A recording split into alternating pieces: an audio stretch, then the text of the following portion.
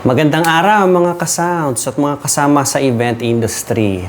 Meron akong magandang topic ngayong araw na ito na nag-trigger na naman ng ating mga kasama sa event kaninang maaga. Nag-post ako na kung wala kang amber white na gagamitin sa event, pag-aralan mo munang timplahin yung iyong RGB as frontal light kasi talaga namang mahirap sa part ng photographer.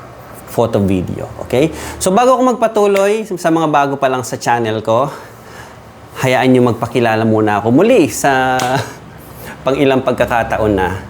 Ako ay isang event photographer for 10 years na at ako ay may-ari din ng sound system 8 years na. Okay? Makikita nyo naman sa background, okay?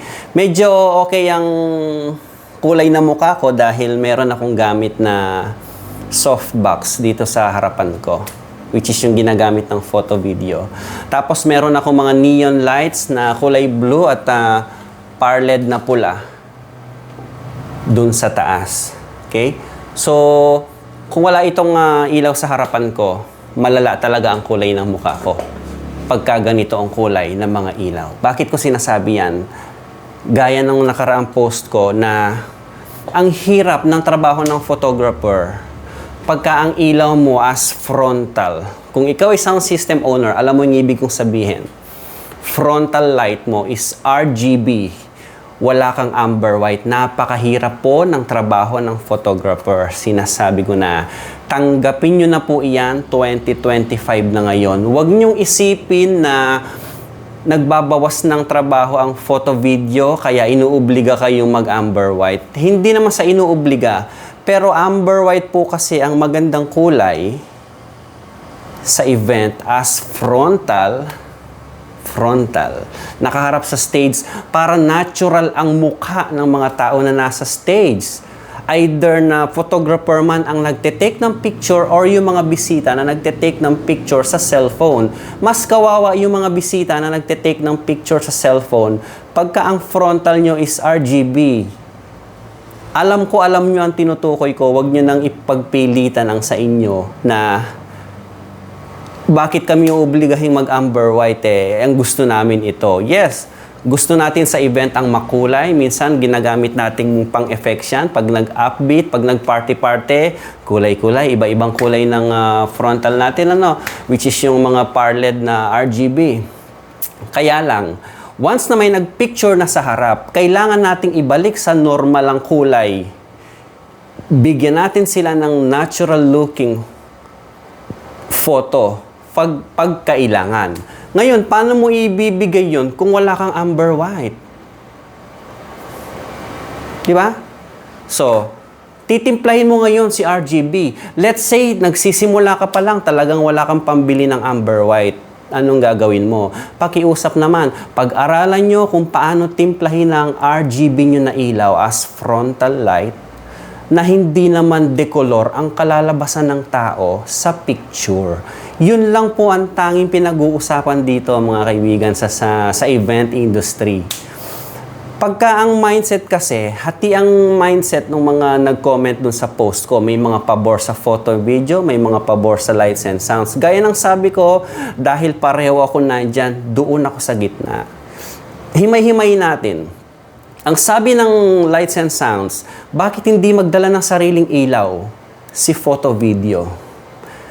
Balikan natin si client. Kaya nagrenta ng lights and sounds si client para may liwanag sa event venue. Now, pagdadalhin mo ng ilaw si photo video, ano pang silbi ng nirentahang lights and sounds? Sagot mga kaibigan. Yes, may ilaw ka, maliwanag ka. Pero ang tanong, appropriate ba para sa kailangan ng mga tao? Hindi lang ng photo video ng mga tao. Kailangan mag-picture ng mga tao. Gusto mo ba ganyan ang kulay ng mukha mo? Blue o ganyan, purple? Hindi maganda sa camera, tanggapin nyo na. Hindi kayo ibubuk ng mga coordinator pagka ganyan ang mindset nyo. Okay? Ang mga malalaking sound system, makikita nyo maraming amber white yan.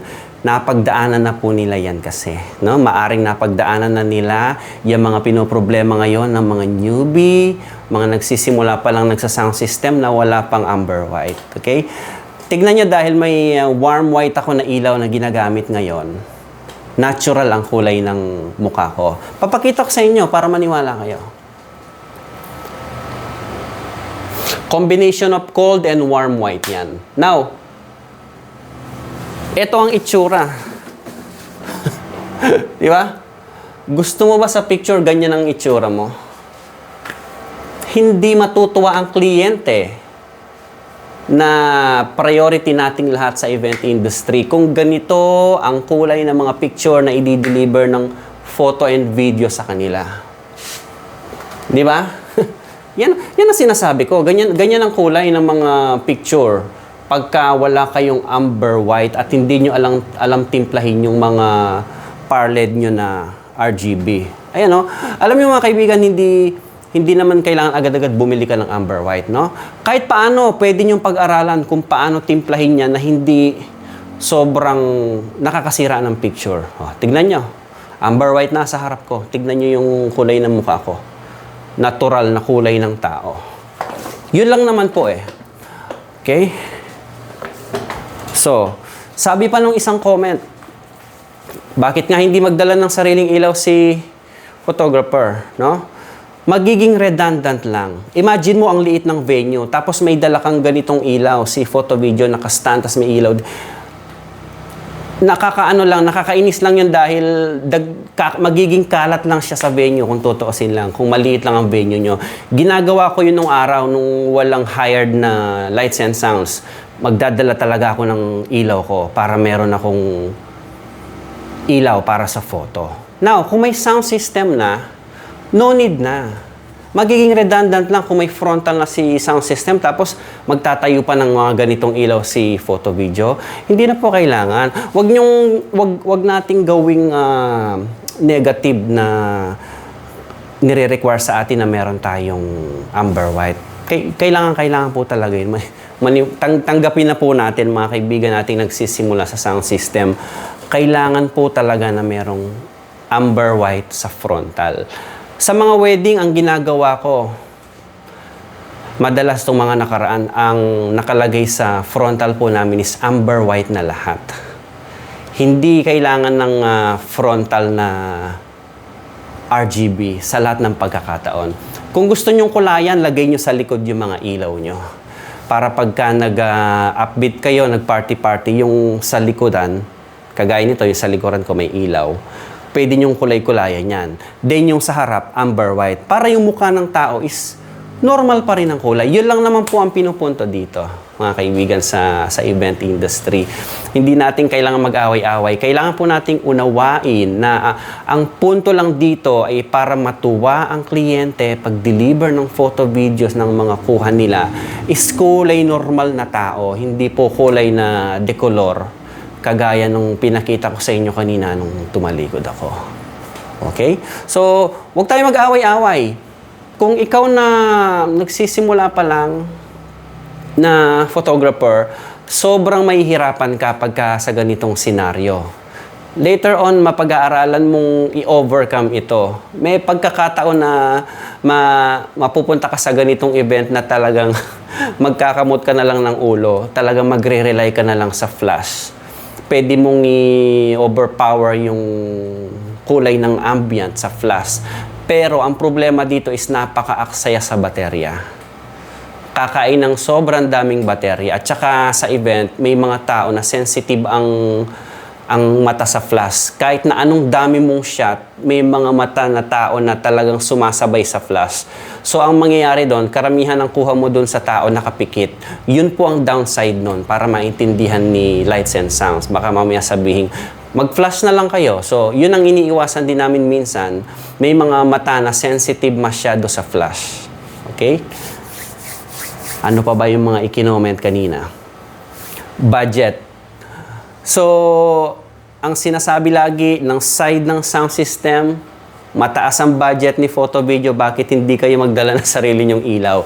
Ito ang tanong, ikaw sound system owner, ikaw nagpaparenta, Bakit kasi mababa ang parenta mo? Hindi ka pala masaya sa halaga ng parenta mo, huwag ka nang tumuloy. Huwag ka nang magtuloy. Huwag mong idadamay yung ibang supplier. Minsan pati yung hindi lang photo video, may iba pang mga supplier na, halimbawa, let's say for example, host. Sasabihin nila, ang laki ng talent fee ng host, tapos magde-demand sa mic. Di ka bumili ng sarili mong mic. Ulitin ko, bakit pa magre-renta ng sound system si client? Kung ikaw naman, ibabalik mo sa mga supplier mo yung ganyang mindset na, ba't di ka magdala ng sarili mong ilaw? Ba't di ka magdala ng sarili mong mic? Gusto mo ikaw sa sarili mo, kung ano lang yung gusto mong iset, yun lang. Hindi po ganun yun. Maniwala kayo sa akin yung mga nagsisimula pa lang sa sound system ngayon. Hihiling at hihiling yung mga kasama nating mga supplier sa atin, yung mga services natin na magpapaganda rin ng kanilang ginagawa. Ganun po yan. Tayo sa event kasi magkaka-connect yan tayo. Dapat nagtutulungan yan. Kung ano yung kailangan ng isang supplier, madalas ipoprovide ni isang supplier. Kasi lahat po tayo binayaran ng kliyente. Ganun po yan. Huwag po nating isasagot na mataas ang singil mo. Di ka bumili ng sarili mong mic, di ba? Ikaw na nagpaparenta ng sound system. Dapat magpagamit ka ng magandang mic. Binayaran ka rin eh. Sasabihin mo, mababa lang kasi ang budget. Sino ba nagbigay ng budget? Bakit mo tinanggap ang event kung ito lang ang budget mo? Di ba? Ganun lang po yan, mga kaibigan.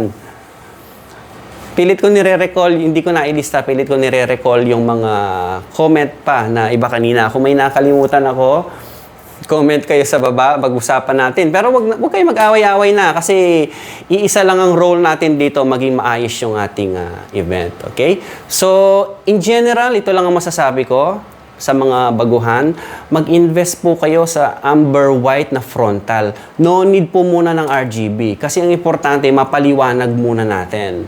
Tsaka nyo na kulayan. Okay? Yung backdrop, minsan hindi rin kailangan ng masyado makulay niyan dahil yung kay decor, halimbawa, ang bulaklak ni decor is kulay pink sa backdrop. Huwag niyong tatapatan ng kulay blue. Mag-iiba ang kulay, oh. Bandang huli si decor naman na makakaaway niyo pagka ganyan. It's a matter of ano lang yan, communication. Kausapin natin yung mga kapwa natin supplier para nagkakaroon tayo ng may isang direction tayo. Okay? Mamaya sasabihin nyo naman, ba naman ito ang nakikialam. Kumbaga, mag-decor kayo dyan, kami mag-ilaw kami dito. Hindi po ganun dapat yan. Dapat po mag-collab tayo pagdating sa ganyan. Okay? Para lumitaw yung tunay na kulay ng backdrop, kung anong kulay yung nandoon, ganun ang bigyan nating kulay. Huwag nating isalungat. Kung ang decor pula, lagyan mo ng pula or warm white lang. Minsan nga, kahit sa backdrop, amber white ang ginagamit namin. Maniwala kayo, maganda ang mga amber white na kulay ng Parled. Maghanap lang kayo ng mga brand na hindi gaanong kamahalan. Lumilights kasi yung mga ginagamit ko talagang medyo may kamahalan po. Tapos yung iba, RMB. So, may mga bagong mga lumalabas na generic na brand ng ilaw. Mag-try kayo sa ganun muna kung hindi kaya yung mga mamahali na mga brand ng amber white talaga. Pero gaya ng mga nabanggit ko na nung mga nakaraang vlog ko, minsan ka lang aaray kasi pagka-branded ang binili nyo. Hindi na kayo magpapalit-palit. Okay? Ilang po yun. Sana po ay naliwanagan kayo mula sa inyong kasamahan sa industriya na photo, video, lights and sounds owner. Nagko-coordinate po ako ng event ko. Kaya alam ko po yung simpatya pagdating sa usaping decolor na ilaw sa mga event na ganito. So, huwag po tayo mag-away-away. Pakinggan natin ang hiling ng bawat isa sa mga co-supplier natin sa isang event para magkasundo po tayo. At the end, masisayahan yung ating kliyente. Kukunin ulit nila tayo sa kanilang event.